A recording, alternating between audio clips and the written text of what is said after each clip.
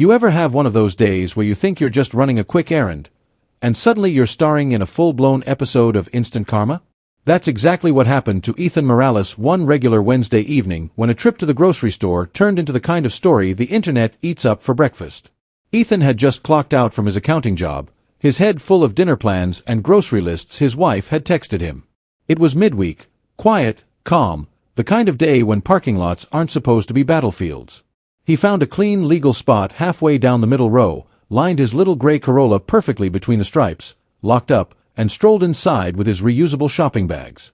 Adulting, right? Responsible, efficient, totally ordinary. 40 minutes later, with his cart full of fajita ingredients and paper towels, Ethan stepped back into the golden sunset, thinking only about getting home. But as he crossed the asphalt toward his car, he slowed and stopped. Because there, hulking across the bright yellow fire lane, was the most obnoxious sight he'd seen all week, a giant canary yellow SUV parked sideways, nose to nose with his car, completely blocking him in. Not beside. Not close. Right in front. Ethan's brain lagged a second, trying to make sense of it. The curb clearly read, "No parking, fire lane," in letters so big a drone could read them. Yet someone had still decided they were above the law, above logic, and definitely above courtesy. He walked a slow circle around the monstrosity, chrome wheels, tinted windows, and a vanity plate that read NWY1. And in that moment, he realized, there was no physical way to get his car out without scraping the side of the yellow beast. He was trapped. He waited for a bit, looking around. Maybe the driver had just run in quickly? 5 minutes passed. Then 10. Nothing. That's when an older man pushing a cart stopped beside him and said, "Been here over half an hour, son." Parked right there like they owned the place. Ethan sighed. Figures. After 15 minutes of waiting, he walked back inside and asked the front desk to make an announcement. Would the owner of a yellow SUV, license plate MYWAY1, please return to your vehicle immediately? You're blocking another car. The message echoed through the store. Ethan waited by the doors. 10 minutes. Still no one. When he finally stepped back outside, the sun had dipped, shadows stretching across the lot, and the yellow SUV sat there like a monument to entitlement. Ethan took out his phone, snapped photos from every angle, and muttered, "If they think they're getting away with this." What he didn't know yet was that he was about to meet Janice, the plaza manager who'd been waiting years to catch someone exactly like this, and a tow truck driver named Big Ray, whose life motto was, "Mess around and find out." And trust me, that yellow SUV owner was about to find out. When the entitled owner finally showed up, her reaction made the entire parking lot stop and stare. You won't believe what she said next. By the 20-minute mark, Ethan's patience was thinning faster than his after-work energy. He leaned against his cart, arms crossed, staring at the giant yellow SUV like it was personally mocking him. The vanity plate MWY1 gleamed in the evening light, catching every bit of sun like it knew it had center stage. People passed by, shaking their heads at the sight, some snapping photos, others muttering about how people have no shame these days. Ethan felt the same. He wasn't the confrontational type, but being completely blocked in after a long day was a new level of irritation. A woman pushing a stroller paused near him and said, "You're the one blocked by that thing? That car's been sitting there since I came in 40 minutes ago." Ethan nodded, jaw tightening. "Yeah. Guess whoever owns it thinks they're royalty." The woman gave him a sympathetic smile. "Good luck, you'll need it," she said before walking off. That was when Ethan realized this wasn't going to be a quick fix. Whoever owned this yellow monstrosity clearly didn't care. So he took a deep breath, opened his phone camera again, and started documenting everything. His parked car, the massive SUV inches from his bumper, and the bright yellow fire lane markings that screamed, "No parking." If this turned into an argument later, he wanted proof. By now, nearly 45 minutes had passed. Ethan called the non-emergency police line, explained the situation, and was told exactly what he didn't want to hear. "Sir, since it's private property, we can't issue a ticket or tow. You'll have to contact the plaza's property management." Ethan thanked the dispatcher and hung up, frustration bubbling in his chest. He searched the shopping center's website and found a number for Riverside Plaza Management. A woman answered on the third ring, sounding tired but sharp. "This is Janice Liu, property manager." What's going on? Ethan explained everything. The fire lane, the blocked car, the wait, the ignored announcements. There was a short pause, then Janice sighed. Give me 10 minutes. I'll handle it. And yes, we absolutely tow for fire lane violations. Finally, some hope. Ethan sat on the curb beside his cart, groceries sweating in the heat, and watched cars come and go. The world moved on while he stayed stuck in place.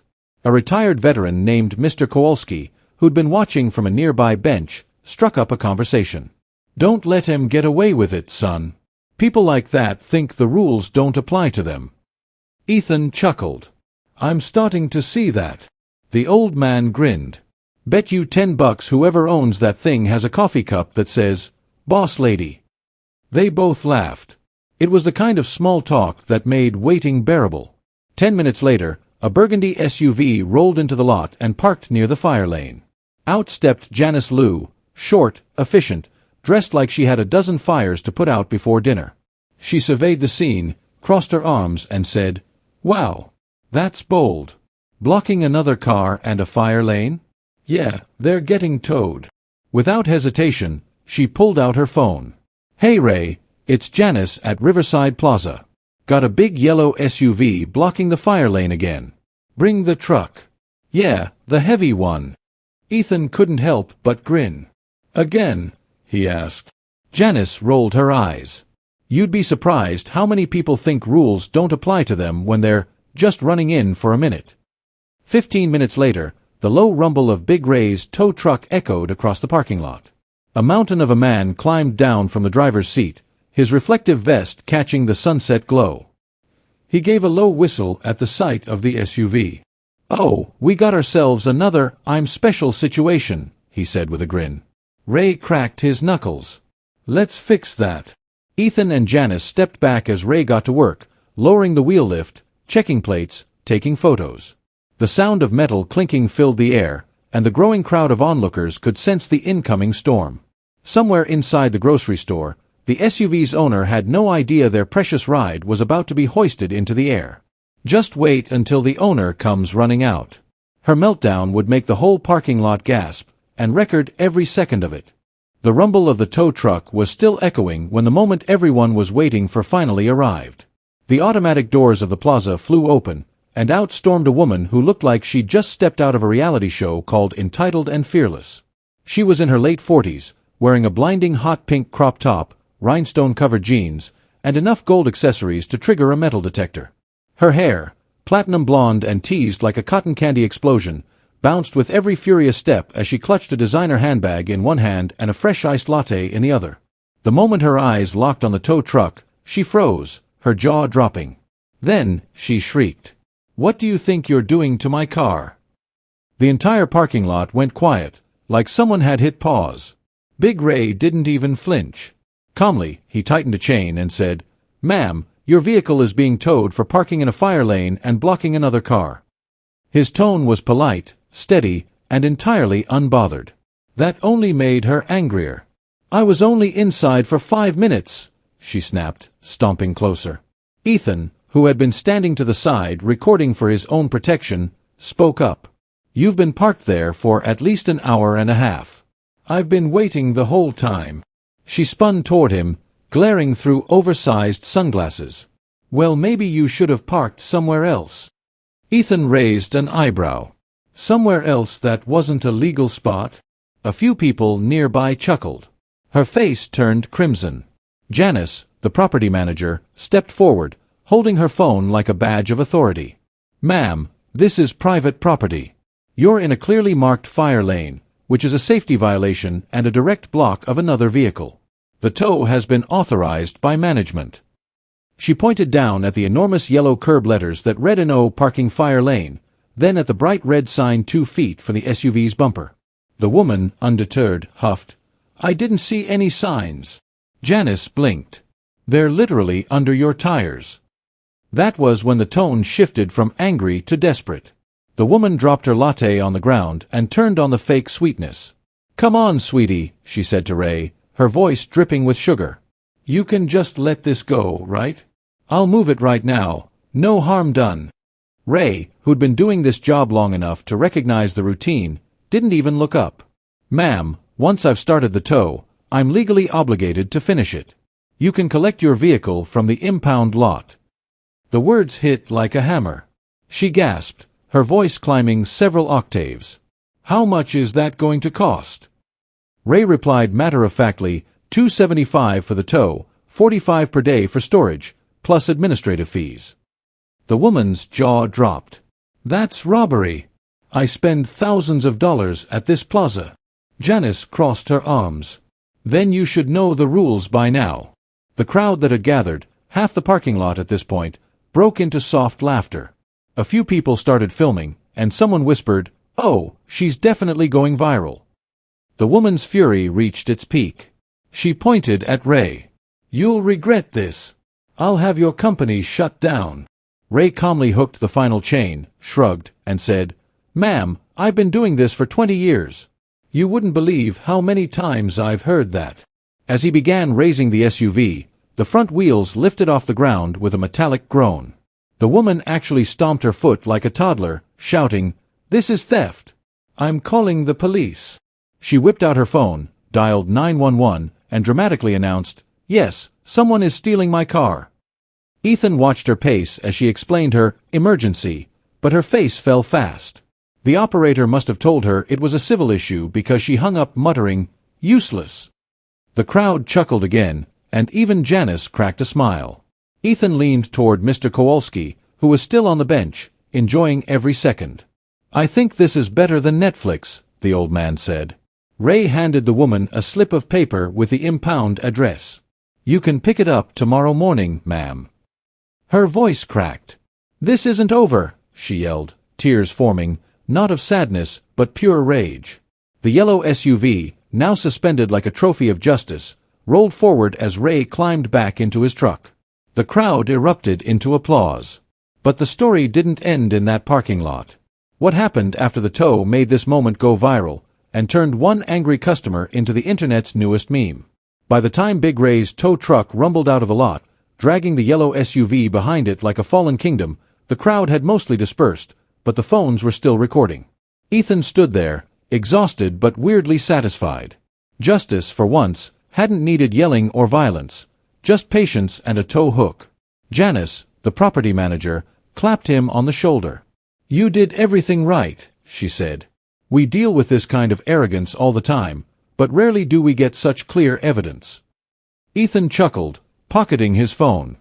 "Oh, I've got plenty of that." He had filmed the whole ordeal, start to finish, and the footage was pure gold.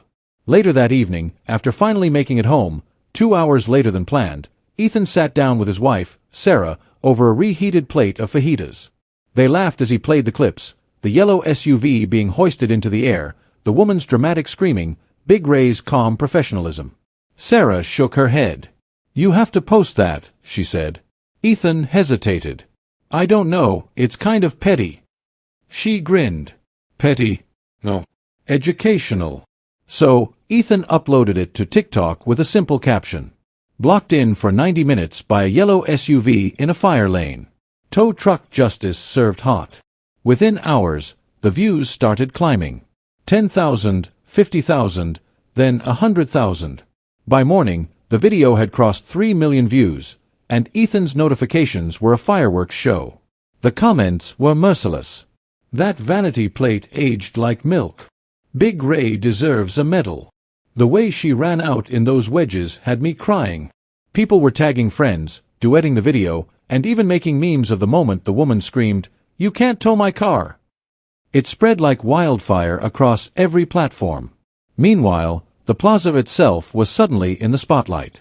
Riverside Plaza's Google reviews filled with praise, "Shout out to Janice the manager for enforcing rules," and, finally, "a place that doesn't tolerate parking entitlement." Big Ray's towing even got an unexpected boost. 5-star reviews rolled in calling him a legend of instant karma. When Ethan stopped by the next day to thank Janice for her help, she laughed and said, "You've made my job easier." Everyone's suddenly very careful about where they park. As for the SUV's owner, her name, according to public impound records, was Deborah Collins. She didn't take her newfound fame well. By Thursday morning, She showed up at the impound lot still wearing her flashy wedges and a scowl that could curdle milk. Employees later told Janice she complained non-stop while paying the $320 in fees, insisting she was targeted and treated unfairly. When the clerk handed her the receipt and said, "Ma'am, you were parked in a fire lane," Deborah huffed. "Everyone parks there," to which he replied, "and everyone gets towed." She stormed out, tires screeching as she sped off in her freshly liberated SUV. But Deborah wasn't done embarrassing herself. She took to Facebook that afternoon, posting a long rant on the plaza's page accusing management of discrimination and theft. Unfortunately for her, within minutes, dozens of people flooded the comment section, linking Ethan's viral TikTok and screenshots of her meltdown. "You mean this?" One commenter wrote with a laughing emoji. Another said, "Ma'am, that's not discrimination. That's called consequences." The post exploded with laughter emojis and popcorn gifs until, predictably, Deborah deleted her account. But it was too late. The internet never forgets. Ethan couldn't believe how big the story had gotten. Local news picked it up under the headline, "Instant Karma, entitled Driver Gets Towed on Camera." Even Big Ray's company featured the clip on their page, captioned, "We don't make the rules. We just enforce them." By the weekend, the story had over 8 million views, and strangers were calling Ethan a folk hero for the patient and polite. He just smiled and said, "I didn't do anything. The rules did." But while the internet moved on, Deborah didn't. What she tried to do next, out of pure spite, ended up backfiring even worse than her parking mistake. For most people, that viral moment would have been the end of it, a hard-learned lesson, a few days of internet ridicule, and then moving on. But Deborah Collins wasn't most people. Instead of quietly accepting defeat, she decided to make one last attempt to flip the narrative. Maybe she thought she could save face. Maybe she thought the world would see her as a victim. Either way, it didn't go how she planned. A week after the incident, Ethan got a call from Janice, the plaza manager. "You're not going to believe this," she said, laughing. "She actually called our corporate office demanding that we fire me and ban the tow company." Ethan couldn't help but grin. "You're kidding." "Nope," Janice replied. "Apparently, she's claiming emotional distress." Corporate, of course, reviewed the situation, looked at the pictures, the timestamps, and the viral video, and politely informed Deborah that not only was she in the wrong, but the plaza was within full legal rights to have her vehicle towed. That should have been the end. But she wasn't done embarrassing herself. A few days later, Deborah marched into the plaza again, this time storming straight to Janice's office. Witnesses later said she arrived wearing oversized sunglasses, her phone in hand, and a stack of papers that she claimed were legal documents. She slammed them on the counter. "I'm suing this place," she announced loud enough for the nearby staff to hear. Janice, cool as ever, calmly glanced over the papers. They weren't court filings. They were printouts from Facebook and screenshots of mean comments. Janice sighed. "Ma'am, these are social media posts." Deborah huffed. "Exactly. Defamation." Janice folded her hands. "You might want to talk to an actual lawyer before you file anything." Deborah's mouth opened, then closed again. She stormed out, muttering under her breath about online trolls. Meanwhile, Ethan had gone back to his normal life. His video had made its rounds, his 15 minutes of fame were over, and he was just happy to finally shop without drama. But one afternoon, he stopped by the same grocery store again, and who did he see parked several rows away, standing by a bright yellow SUV, but Big Ray himself. "Hey!" Ray called out, waving. "You're the fire lane guy." Ethan laughed. "Guilty." Ray grinned and handed him a small envelope. Inside was a $50 gift card to a local restaurant. "Just a little thank you from the towing company," Ray said. "You have no idea how many people started parking better after your video." Ethan smiled, shaking his head. "Guess we made a difference, huh?" As for Deborah, karma wasn't done with her yet. Someone eventually recognized her from a viral clip when she tried to argue with a parking attendant at another shopping plaza a few towns over. The person recorded her again, different lot, same behavior, and posted it online with the caption, "She didn't learn the first time." Within hours, it was trending again. This time, the comments weren't even angry, they were just amused. "Some people don't want peace," one viewer wrote. They want fire lanes. Deborah finally deleted all her social media accounts after that. The universe had delivered its lesson twice, just to make sure she got it. In the end, Ethan became a quiet symbol of patience in a world full of noise. He hadn't yelled, hadn't argued, he just stood his ground, documented the truth, and let the rules work their magic. When his wife asked him what he learned from it all, he smiled. That sometimes, the best revenge is staying calm and letting karma clock in on time. The plaza installed extra fire lane warning signs soon after, and for months, no one dared to park there again. So next time you think rules don't apply to you, remember this: the fire lane doesn't forgive, Big Ray doesn't wait, and the internet never forgets.